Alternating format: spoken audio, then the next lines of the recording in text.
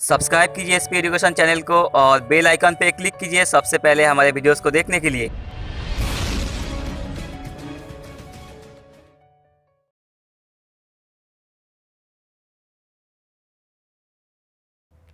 Hello everyone, welcome to our channel SP education. This is Pravagya और अपनी आज की क्लास में हम लोग इकोनॉमी के लेक्चर सीरीज को आगे कंटिन्यू करेंगे।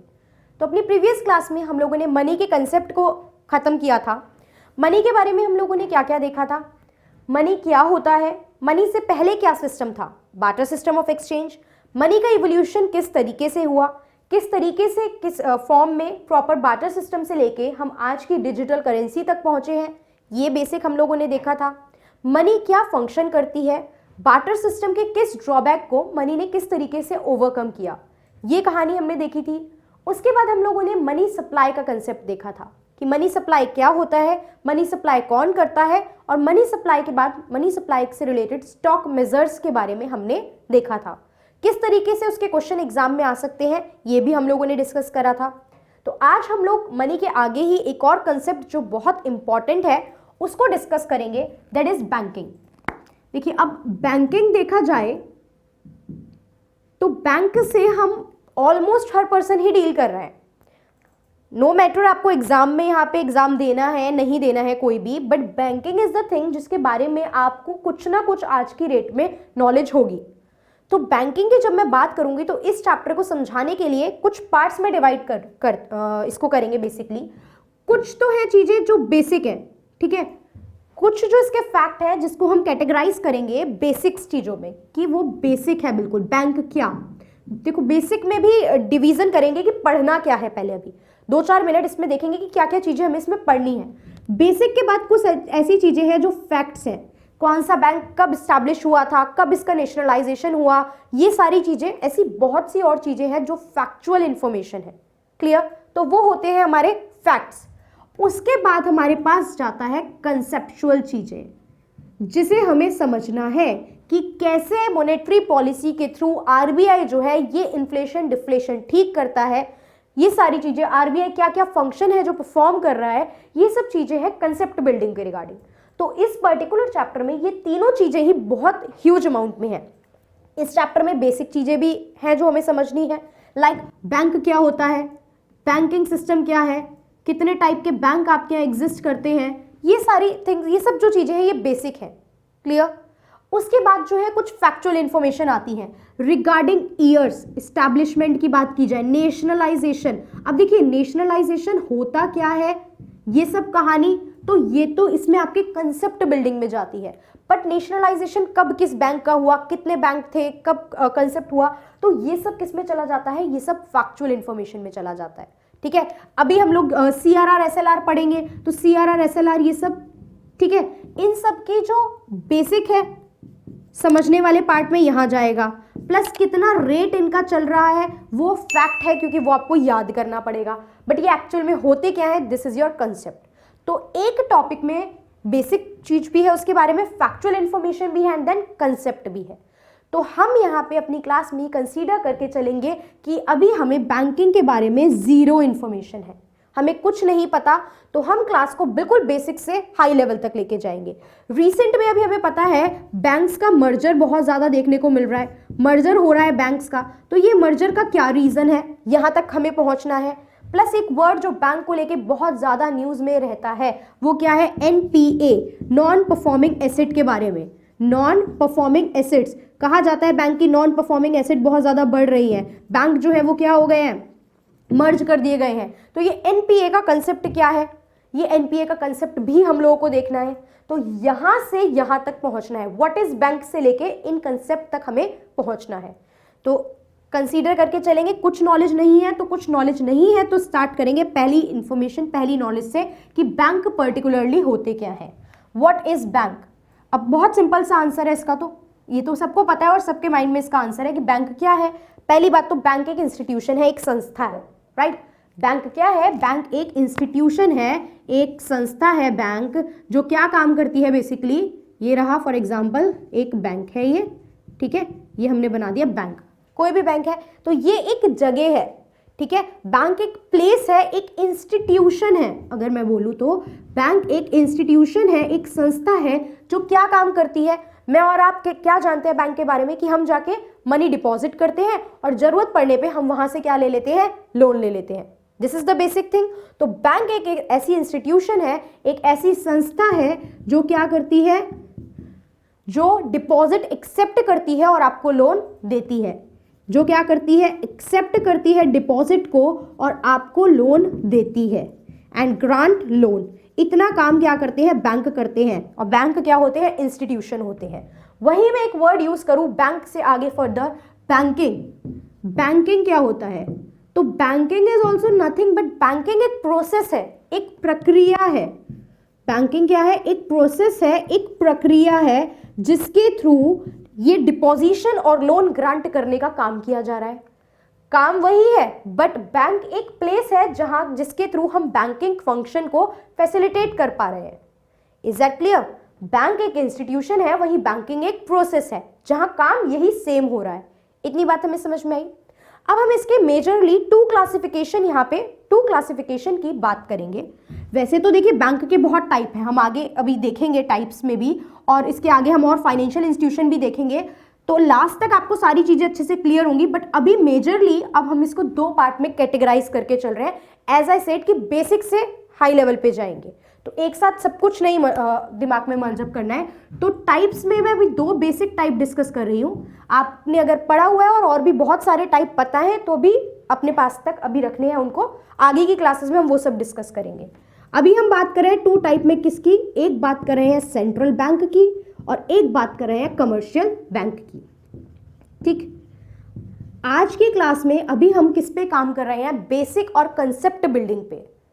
बेसिक और कंसेप्ट बिल्डिंग पे, तो ये नहीं लाना है कि बैंकिंग की हिस्ट्री कब आया, 1770 में पहला बैंक आया, हिंदुस्तान बैंक बनाया गया, किस तरीके से बैंक फॉर्म हुआ है, सब डिस्कस करना है। फैक्चुअल इंफॉर्मेशन है, अभी काम नहीं है। कंसेप्ट समझो, ये सारी कहानी अपने आप समझ में आ जाएगी। सेकेंड थर्ड क्लास में बात करेंगे इन सब फैक्ट्स के बारे में। अभी बात करें, दो है central bank and commercial bank, ये दो ब्रॉड क्लासिफिकेशन करी हुई है हमने। तो सेंट्रल बैंक की मैं बात करती हूं तो हमारी कंट्री का जो सेंट्रल बैंक है वो है RBI. RBI is reserve bank of India.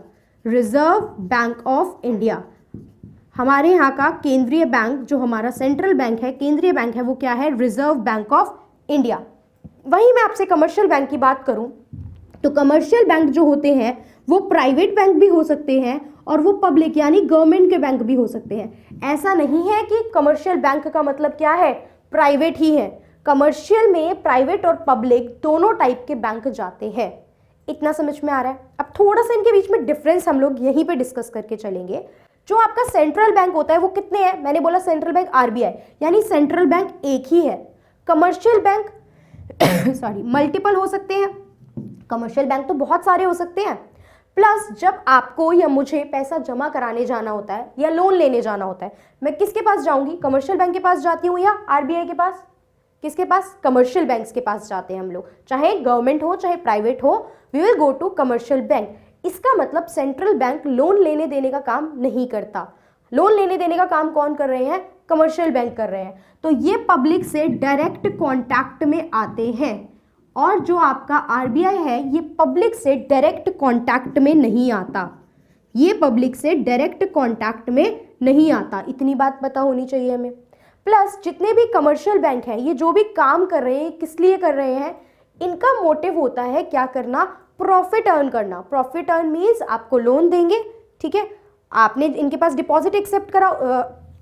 For example मान के चलो ये कैसे कमाते हैं, आपने 1000 रुपये जमा कराए हैं, ठीक है, आपको इस पर कुछ रेट ऑफ इंटरेस्ट मिलता है। फॉर एग्जाम्पल लेट से मुझे 1% रेट ऑफ इंटरेस्ट मिल रहा है इस पर, ठीक। वहीं मैंने इनसे 1000 रुपये का अगर लोन लिया तो ये मुझसे कह रहे हैं कि आपको हमें 2%, इस लोन पे आपको हमें 2% देने पड़ेंगे। तो ये जो बीच का 1% का डिफरेंस आया, ये जो 1% का डिफरेंस आया, इस तरीके से ये कमाई करते हैं, इस तरीके से यहाँ पे ये अर्निंग कर रहे हैं। तो सिंपल सी बात, ये काम आरबीआई नहीं कर रहा है। तो यहाँ पे इनका मोटिव तो होता है क्या करना, प्रॉफिट अर्न करना, हम प्रॉफिट वर्ड मेंशन करेंगे। और आरबीआई का वही मतलब होता है सोशल वेलफेयर करना। आरबीआई जो है वो सोसाइटी की वेलफेयर को लेके काम करता है। समझ में आई है हमें बात। आरबीआई एक होता है, वो बहुत सारे होते हैं, वो डायरेक्ट कॉन्टैक्ट में आता है, डायरेक्ट कॉन्टैक्ट में नहीं आता, वो प्रॉफिट मोटिव के लिए काम करता है और ये सोशल वेलफेयर के लिए काम करता है। कमर्शियल बैंक का काम होता है मार्केट में पैसा क्रिएट करना, मनी को मल्टीप्लाई करना। कैसे करते हैं फर्दर क्लासेस में डिस्कस करेंगे, बट अभी के लिए ये जानना है कि जो कमर्शियल बैंक है वो पैसा क्या करते हैं, क्रिएट करने का काम करते हैं। ये लोन गिविंग एंड एक्सेप्टिंग से ये पैसा क्रिएट करने का काम करते हैं।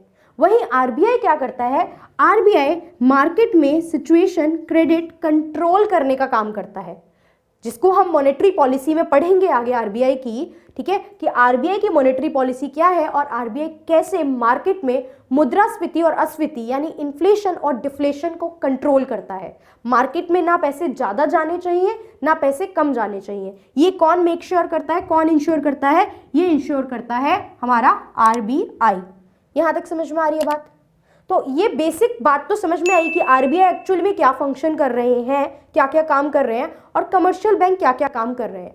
ठीक है, कमर्शियल बैंक का मेजर काम क्या होता है, accepting of deposit and giving the loan, ये मेजर काम होता है। वहीं आरबीआई का काम ये नहीं होता। आरबीआई के फंक्शंस अभी हम देखेंगे कि आरबीआई अपने लेवल पे क्या क्या काम कर रहा है। इतनी कहानी हमें समझ में आई। ये बेसिक की बात थी, जो हम बेसिक की बात कर रहे थे। अब हम देखेंगे आरबीआई को, अब हम देखेंगे आरबीआई के बारे में कुछ बेसिक बातें। देखो एक क्लास में आरबीआई खत्म होगा नहीं, तो वही मैंने बोला कि आरबीआई के बेसिक भी पढ़ने हैं, फैक्ट भी पढ़ने हैं और कंसेप्ट भी पढ़ने हैं। तो आज की क्लास में थोड़ा सा आरबीआई के बारे में जानते हैं हम लोग। आरबीआई है क्या, रिजर्व बैंक ऑफ इंडिया। कब बना, आजकल परसों में बना है क्या, नहीं, ये आज़ादी से भी पहले बना हुआ है। आरबीआई की जब हम बात कर रहे हैं रिजर्व बैंक ऑफ इंडिया, तो हम तो फ्री हुए हैं कब फ्री हुआ है इंडिया, 1947 में। बट जो आरबीआई था, ये आरबीआई की जो फॉर्मेशन हुई है, ये आरबीआई एक्ट आया 1934 में। आरबीआई एक्ट आया 1934 में और 1935 में आरबीआई की स्टैब्लिशमेंट हो गई। 1935 में आरबीआई की स्टैब्लिशमेंट हो गई। 1935 में एक और एक्ट आया था जिसे हम लोग हिस्ट्री में पढ़ेंगे, that is government of India act 1935। Government of India act 1935। तो तभी क्या हुआ, इसी टाइम पे आरबीआई की हो गई स्टैब्लिशमेंट। अब आरबीआई की जो स्टैब्लिशमेंट हुई थी, आरबीआई की स्टैब्लिशमेंट हुई थी किस बेसिस पे, वो भी एग्जाम में क्वेश्चन आता है जो आपको माइंड में रखना है। Hilton young committee, Hilton young committee की रिकमेंडेशन पे आरबीआई की फॉर्मेशन हुई है। ये क्वेश्चन एग्जाम में आने के चांसेस होते हैं, ये पता होना चाहिए। हिल्टन यंग कमिटी ने रिकमेंड किया कि आरबीआई एक बैंक की फॉर्मेशन होनी चाहिए, तो उस बैंक की फॉर्मेशन की गई 1934 के एक्ट के थ्रू और 35 में इसको स्टैब्लिश कर दिया गया। बैकग्राउंड देख रहे हैं अभी इसका हम। जब आरबीआई आया तब ये क्या था, यहां पे प्राइवेट फंडिंग थी। जब आरबीआई आया तब प्राइवेट फंडिंग थी। आज की डेट में it is central bank, it is a government bank ना, सेंट्रल लेवल का बैंक है, ठीक है। तो उस टाइम पे ये ऐसा बैंक नहीं था, उस टाइम पे ये प्राइवेट फंडिंग थी, ये प्राइवेट बैंक था एक। क्लियर, उस टाइम पे ये कैसा था, प्राइवेट बैंक था। इसको लेके भी आपसे क्वेश्चन पूछा जा सकता है, तो ये भी आपको पता होना चाहिए, ठीक है। तो प्राइवेट बैंक था, लेटर ऑन जाके इसे क्या करा गया, इसे नेशनलाइज किया गया। लेटर ऑन जाके इसे क्या करा गया, नेशनलाइज किया गया। अब क्वेश्चन आता है, ये जो हम वर्ड यूज करेंगे कि नेशनलाइज करना, तो बैंक के इसके लिए प्रॉपर क्लास रखेंगे हम एक, ठीक है, कि नेशनलाइजेशन ऑफ बैंक, कब बैंक नेशनलाइज हुए, ये सब कुछ। बट अभी के लिए इतना जानना है कि व्हेन आई एम सेइंग कि बैंक को नेशनलाइज किया, तो नेशनलाइज का मतलब क्या होता है कि आपने जो बैंक की अथॉरिटी है वो प्राइवेट से किसके हाथ में दे दी है, गवर्नमेंट के हाथ में दे दी है। प्राइवेट से फंडिंग अब किसके पास चली गई है, गवर्नमेंट। नाउ जो कंट्रोल है, मैनेजमेंट है, वो सब कौन मैनेज करेगा, कंट्रोल एंड मैनेजमेंट कौन करेगा, गवर्नमेंट करेगी। ये होता है नेशनलाइजेशन। तो जब भी हम यूज करेंगे नेशनलाइजेशन ऑफ बैंक, तो ये कंसेप्ट बोला जाएगा। यहां तक हमें समझ में आया। अब इसमें हम आगे देखेंगे कि ये जो आरबीआई है 1934-35 में स्टैब्लिश, हिल्टन यंग कमिटी की बात की गई। कहां पे था इसका जो परमानेंट ऑफिस था वो कहां था, मुंबई में। ये क्वेश्चन भी आ सकता है, इसका परमानेंट ऑफिस था मुंबई में। पहले जिस टाइम पे ये फॉर्म किया गया तब ये कैलकाटा में फॉर्म किया गया था, बट बाद में तो कैलकाटा क्योंकि टेम्परेरी था, थोड़े टाइम ही रहा, और बाद में इसको कहां शिफ्ट कर दिया, बाद में इसको मुंबई शिफ्ट कर दिया। तो माइंड में हमें क्या रखना है, मुंबई, ठीक है। ये बात समझ में आई। उसके बाद यहाँ पे एक कंसेप्ट है कि आरबीआई का स्ट्रक्चर। आरबीआई का स्ट्रक्चर क्या होता है। तो आरबीआई के स्ट्रक्चर की अगर हम बात करें, सीधा स्ट्रक्चर को लेके भी क्वेश्चन पूछ सकता है, ठीक है, स्ट्रक्चर को लेके। और कुछ जो नॉर्मल जो आपके वनडे एग्जाम होते हैं ना, वहां पे डायरेक्ट आपके गवर्नर वगैरह इन सब के नाम से भी क्वेश्चन आते हैं। तो ये फैक्ट लर्न करना भी बहुत इंपॉर्टेंट होता है। वहां पे डायरेक्ट पूछ लेता है who is a governor, who is a current governor of RBI. इतना सिंपल क्वेश्चन, कंसेप्ट समझ गए बट फैक्ट याद ही नहीं करके गए तो भी क्वेश्चन नहीं बनेगा। तो each and everything is important. तो अब स्ट्रक्चर की बात करें तो स्ट्रक्चर में क्या होता है, एक गवर्नर होते हैं आपके, प्लस 4 डिप्टी गवर्नर होते हैं। एक गवर्नर और 4 डिप्टी गवर्नर। अब देखो डिप्टी गवर्नर से क्वेश्चन आएगा ऐसा तो नहीं है कि डिप्टी गवर्नर पूछ लेगा, बट गवर्नर मेन है तो गवर्नर तो आपको यहाँ पे पता होने चाहिए। तो मैं आरबीआई के फर्स्ट गवर्नर की अगर आपसे बात करूं तो आपको फर्स्ट गवर्नर का नाम याद रखना है। फर्स्ट गवर्नर का नाम क्या है हमारा, ऑसबॉर्न स्मिथ, ठीक है, इसको यहाँ लिखते हैं। आरबीआई के फर्स्ट गवर्नर की मैं बात करूं तो आपको पता है फर्स्ट गवर्नर जब बने तब क्या था, इंडिया फ्री नहीं था, 1934 और 5 की बात कर रहे हैं। तो पहले जो गवर्नर बने, फर्स्ट गवर्नर जो बने वो थे ऑसबॉर्न स्मिथ। कौन थे, ऑसबॉर्न स्मिथ। ये नाम इंपॉर्टेंट हो गया, क्वेश्चन पूछ सकता है। कौन थे पहले governor, Osborne Smith. First Indian governor की मैं बात करूं, पहले इंडियन गवर्नर कौन थे आरबीआई के। तो देखो ये किस तरीके की इंफॉर्मेशन कर रहे हैं, अब हम फैक्चुअल इंफॉर्मेशन पे भी बात कर रहे हैं। तो फर्स्ट इंडियन गवर्नर कौन थे, वो थे सी.डी. देशमुख। सी.डी. देशमुख पहले गवर्नर कौन थे, CD. Deshmukh. Recent current governor कौन है, एट प्रेजेंट अगर हम बात करें आरबीआई के करंट गवर्नर कौन है, तो आरबीआई के करंट गवर्नर है शक्तिकांत दास, ठीक है। करंट की मैं बात करूं तो करंट गवर्नर है शक्तिकांत दास। और ये कौन से गवर्नर है, ये 25th गवर्नर है आरबीआई के। कौन से गवर्नर है, 25th गवर्नर है। क्वेश्चन क्या कैसे क्वेश्चन में डिस्कस करेंगे, बट मैं बता रही हूं ये क्वेश्चन भी डायरेक्ट आपसे पूछ सकता है। तो करंट गवर्नर कौन है, शक्तिकांत दास। समझ में आया। हिल्टन यंग कमेटी इंपॉर्टेंट है, 34-35 में आरबीआई एक्ट के थ्रू आ गया था, ये पता होना चाहिए। तो आरबीआई किस तरीके की बॉडी अगर पूछा जाए तो आरबीआई एक स्टैट्यूटरी बॉडी है। अब क्वेश्चन आता है ये स्टैट्यूटरी बॉडी क्या होती है। तो देखो कुछ होती है कॉन्स्टिट्यूशनल बॉडी जिनके बारे में कॉन्स्टिट्यूशन में लिखा है चीजें, ठीक है, पढ़ेंगे पॉलिटी में।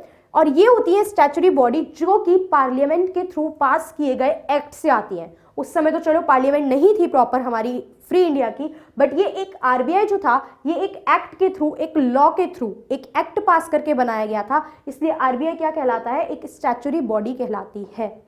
ऑप्शन आ सकता है आरबीआई क्या है, ABCD करके लिख के देगा, रेगुलेटरी बॉडी, स्टैट्यूटरी बॉडी, ये सब कुछ। तो यस, आरबीआई एक स्टैट्यूटरी बॉडी है। सेकेंड, ये एक रेगुलेटरी बॉडी भी है।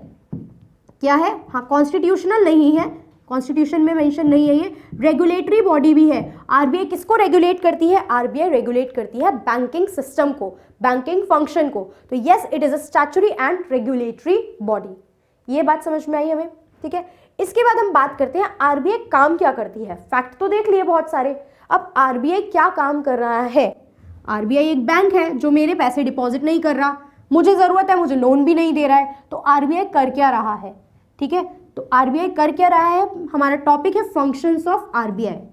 फंक्शंस ऑफ आरबीआई में पहला पॉइंट जो है वो बनेगा, फंक्शंस में पहला पॉइंट बनेगा soul authority of issuing note.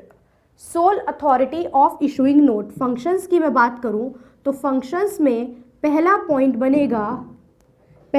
बनेगा soul authority of issuing note.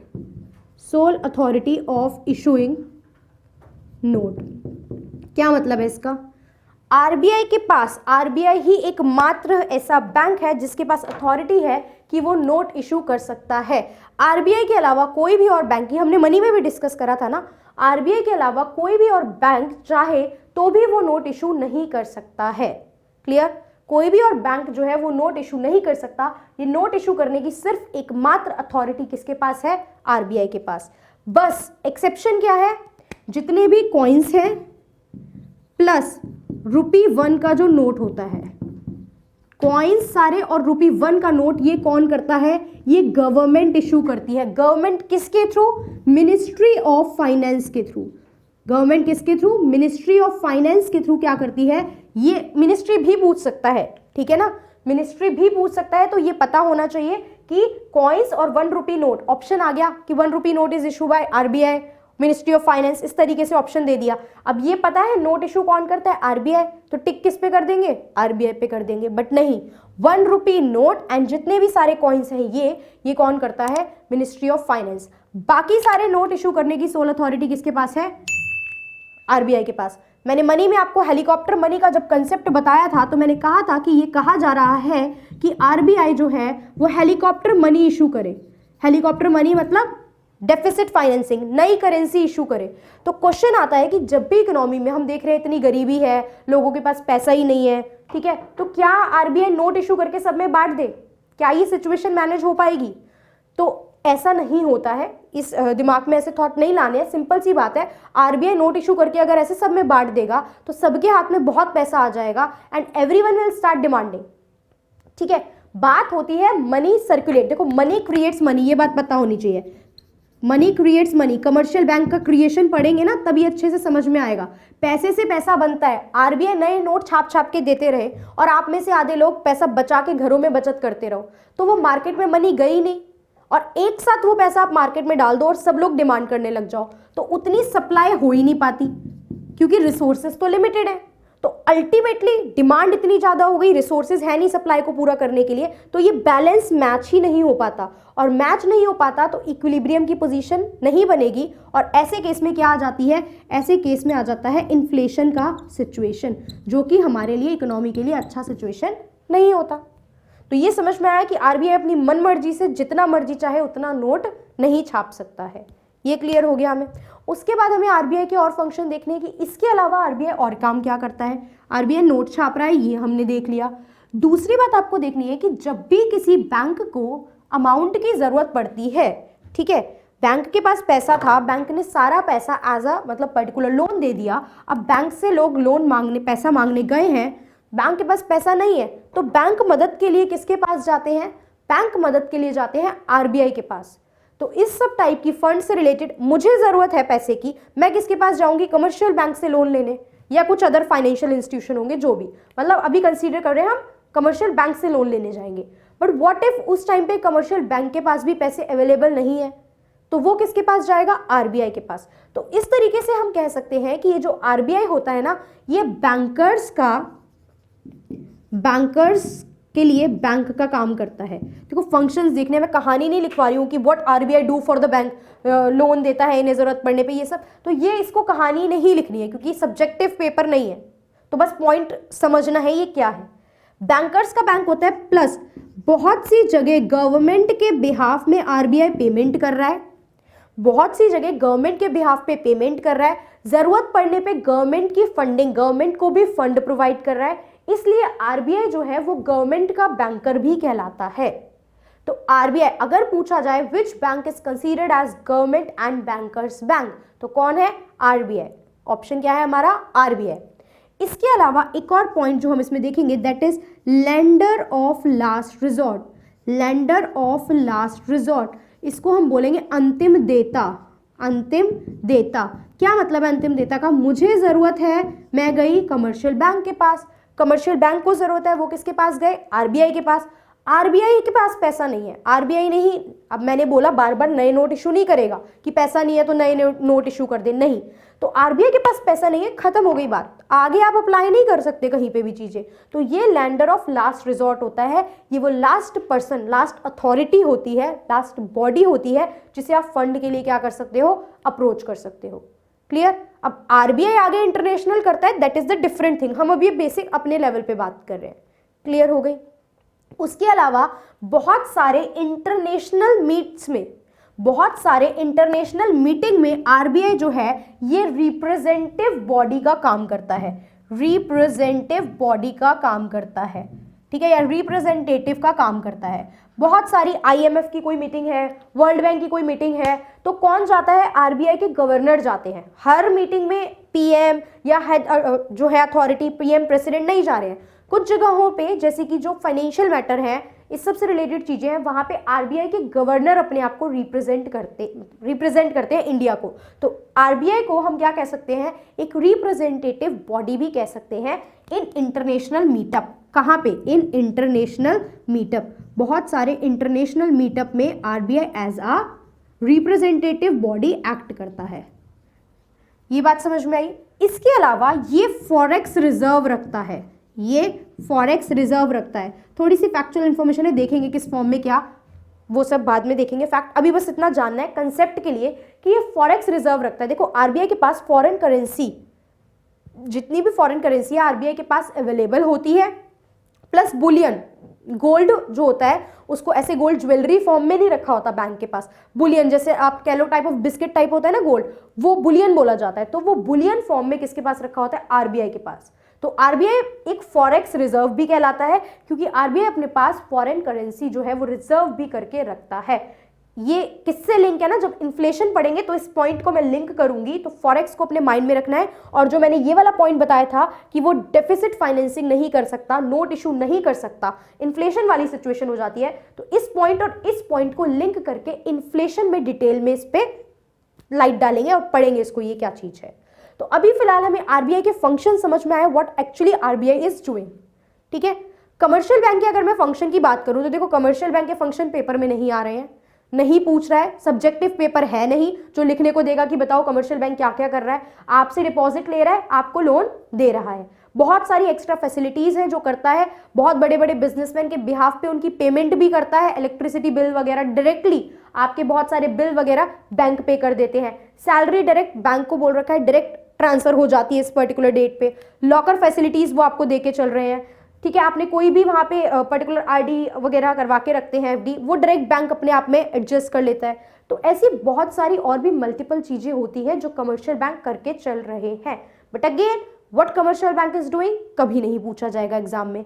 इसका क्वेश्चन मैंने बताया क्या क्या चीजें आ सकती है, हिल्टन यंग कमीशन के बारे में, एक स्टैचुटरी बॉडी है, रेगुलेटरी बॉडी भी है, कॉन्स्टिट्यूशनल बॉडी नहीं है, ये कहानी इसके बारे में पूछ सकता है। ठीक है, जब ये आया तब ये क्या था? प्राइवेट बैंक था। इतना दिमाग में नहीं आएंगी, पता नहीं है तो हमें पता है सेंट्रल बैंक है तो प्राइवेट फंडिंग कैसे हो सकती है, तो जब ये एस्टैब्लिश हुआ था तब प्राइवेट फंडिंग होती थी, तो ये बात आपको माइंड में रखनी है। उसके बाद ये क्या क्या काम कर रहे हैं आरबीआई, तो आरबीआई के फंक्शंस के बारे में हमने देखा। पहले आरबीआई के गवर्नर ऑसबॉर्न स्मिथ, आरबीआई के पहले Indian governor CD Deshmukh, current governor कौन है? शक्तिकांत दास। कौन से नंबर के गवर्नर है? 25th नंबर के गवर्नर है। तो यहां तक आरबीआई के बारे में हमें क्लियर हो गया, this is the basic thing.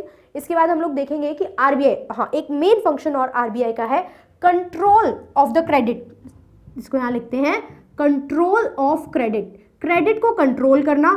ठीक है, इसको एक टॉपिक और हम लोग हेडिंग देंगे, दैट इज मॉनेटरी पॉलिसी। क्या हेडिंग देंगे इस टॉपिक को? Monetary policy. मॉनेटरी पॉलिसी में सारे कंसेप्ट हमें देखने हैं कि किस तरीके से क्वांटिटेटिव और क्वालिटेटिव मेजर यूज करके, किस तरीके से क्वांटिटेटिव और क्वालिटेटिव मेजर यूज करके जो हमारा आरबीआई है ये मार्केट में इन्फ्लेशन और डिफ्लेशन, मुद्रास्फीति और अस्फीति की सिचुएशन को कंट्रोल करता है और इकोनॉमी में मार्केट में बैलेंस बना के रखने की कोशिश करता है। Okay, so that's all for today. अगली क्लास में हम लोग आरबीआई के बारे में ही और आगे एक्सटेंड करेंगे, आरबीआई के क्या मेजर है ये देखेंगे। 2-3 क्लास में बेसिक और कंसेप्ट साउंड करने के बाद हम लोग फैक्ट्स पे आएंगे। बहुत सारे फैक्ट्स हैं इस चैप्टर में, बहुत सारे फैक्ट्स में लाइक मैंने बताया कब नेशनलाइजेशन का कंसेप्ट वाला पूरा पार्ट हम देखेंगे। ठीक है, कौन सा पहला बैंक था इंडिया का ये देखेंगे। बैंकिंग रिफॉर्म कमेटी के बारे में देखेंगे कि किस तरीके से बैंकिंग में over the period of time reform हुए हैं, जिसमें एक इंपॉर्टेंट कमेटी के बारे में बात की जाएगी जो है हमारी यहाँ पे नरसिम्हा कमेटी, नरसिम्हन कमेटी बोली जाती है। Reform, banking reform first and second, ये डिटेल में डिस्कशन करेंगे हम लोग। Okay, so that's all for today, thank you for watching the video.